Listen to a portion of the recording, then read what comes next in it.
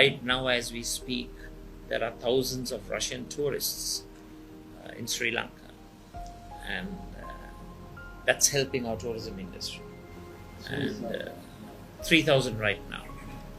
He has the numbers also. To date, there are 3,000. So I was trying to encourage His Excellency to try and promote more and more tourists from Russia to come to Sri Lanka.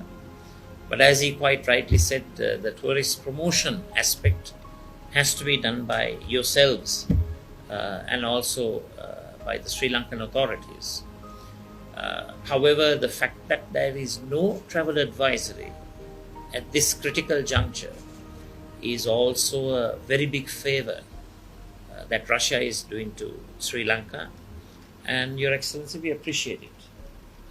We are grateful, we are thankful, and I would like to use this opportunity, not for any other purpose, but to bring the Russian tourist stakeholders in Sri Lanka and His Excellency the Ambassador, Russia's representative in Sri Lanka, much more closer together so that there is a constructive, productive and progressive dialogue so that this relationship that you establish right now will enable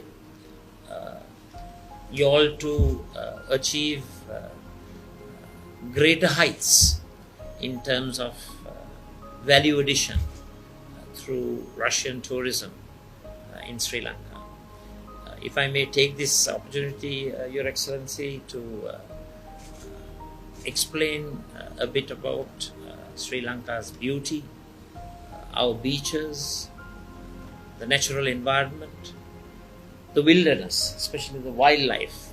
In fact, I will take you around some of the major national parks of Sri Lanka.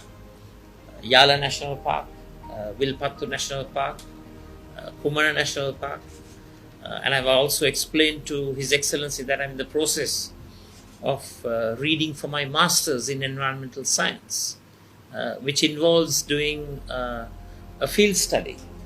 And that field study involves a study that I'm doing of the Sri Lankan leopard, Panthera pardus cotia, as it is known, the scientific name.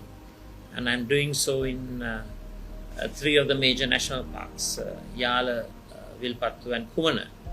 And I would like to take this opportunity to invite Your Excellency to join me in one of these excursions. And you will be able to physically experience the beauty, the joy, the unique environmental resources, wildlife resources that we have.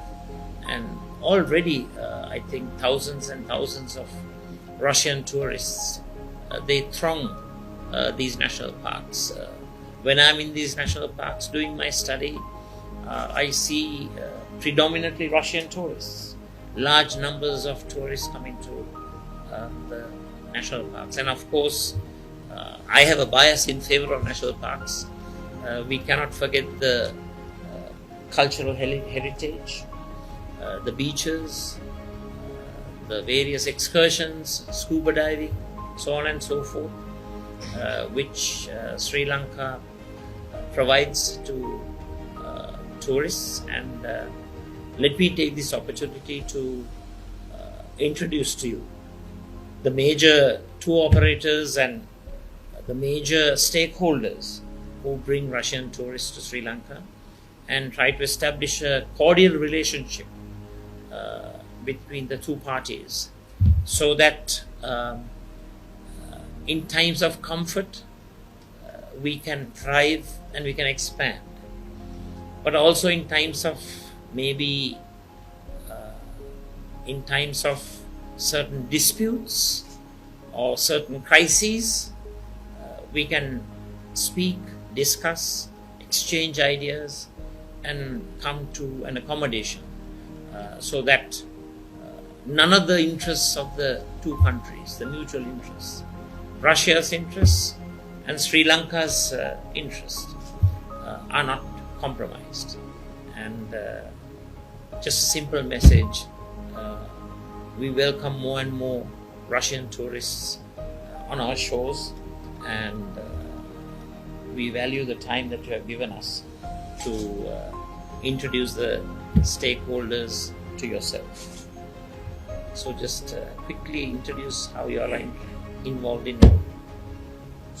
I would like to say that welcome all of you for this meeting, and also to inform you that Sri Lanka is well known to Russian tourists, to Russian people in general, and Russian tourists will always come to Sri Lanka, and I hope that they will continue to come here. And as I understand, they were coming by different routes, by different airlines. But of course, the Aeroflot big. By Aeroflot, a lot of tourists were coming, but I think that before Aeroflot was flying to Sri Lanka, also they were coming by other big airlines. But the problem is only that not the problem, but the promotion is which should be done by private companies, by which Sri Lanka tourism board, by others. That's the way to attract tourists. And also, we will, of course, invite tourist company representatives to different Russian tourists. So it's called a tourist exhibition, but it is like a conference, tourism conference, where many countries introduce their countries and they are making promotions, establishing contacts with Russian tourist agents, and so on and so forth. I think we have a lot of contact with Russian tourist agents, I'm sure. And then we just still shall continue to work in this direction, arranging the inflow of the tourists, making this their stays here comfortable as usual. But we can help you as much as we can as far as the information about these events in Russia is concerned. And any requests you can ask us, apply to us, and what is within our capabilities we will consider to forward. 60,000. In Maldives? Really? So then, if there is 60,000 elsewhere, and with all the beauty and splendor and nature and wilderness, if we have only 3,000, there's so much potential. Not at a time. I know, yeah. No, not at a But time. still, I think even at a time it must be, we must be behind, yeah. So what I'll do is, because His Excellency is also stuck for time with another engagement, I'm very grateful that he decided to have a meeting with you all. Just very quickly, if you need any clarifications, you can address His Excellency. Aeroflot and Sri Lankan direct flights. When you have direct flights, I have nothing to do with it. To make Aeroflot fly here, make arrangements with your government, but it's not issue. So that there will be no claims against our claims. So that issue, I think, will get resolved gradually. No, that's I can do nothing.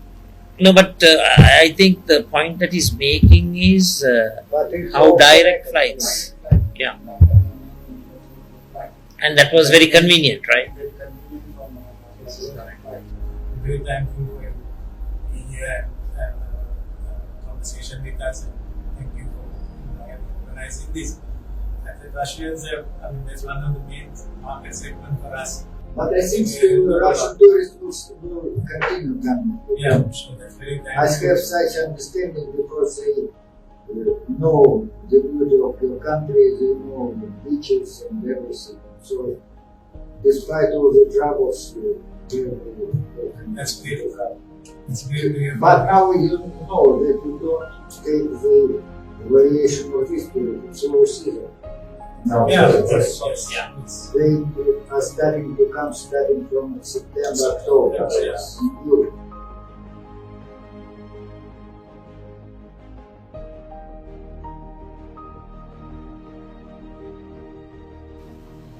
Have universal appeal, rather than focusing on particular geographical regions.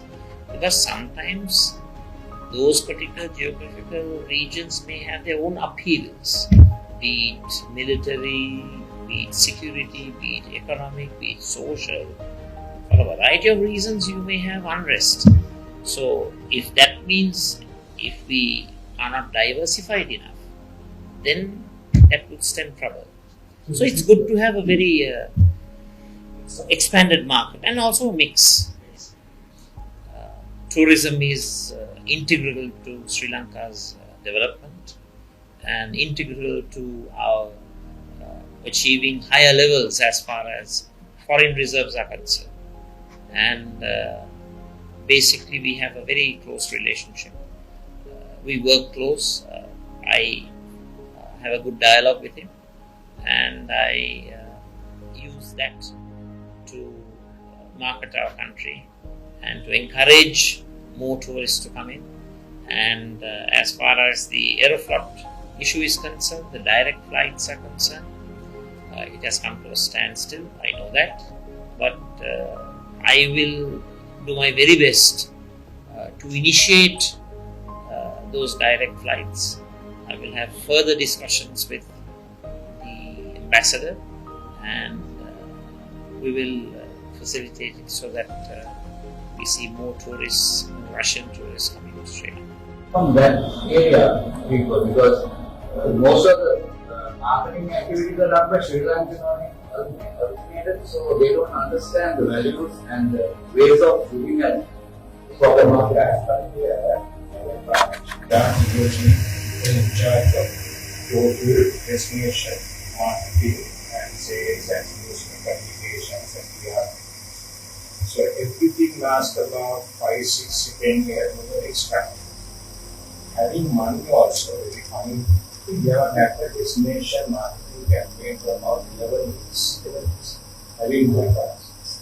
We have money last about 10 years. We must have collected an average about 25 to 30 billion tourist boat fee.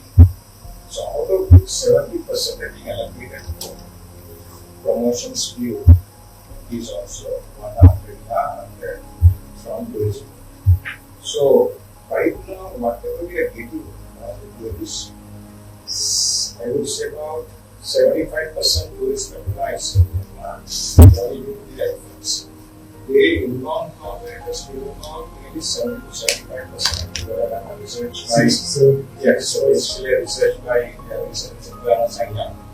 So that's it. And they also they spend their own money collectively for 1.5 billion rupees in the overseas market. They own money to promote the destinations.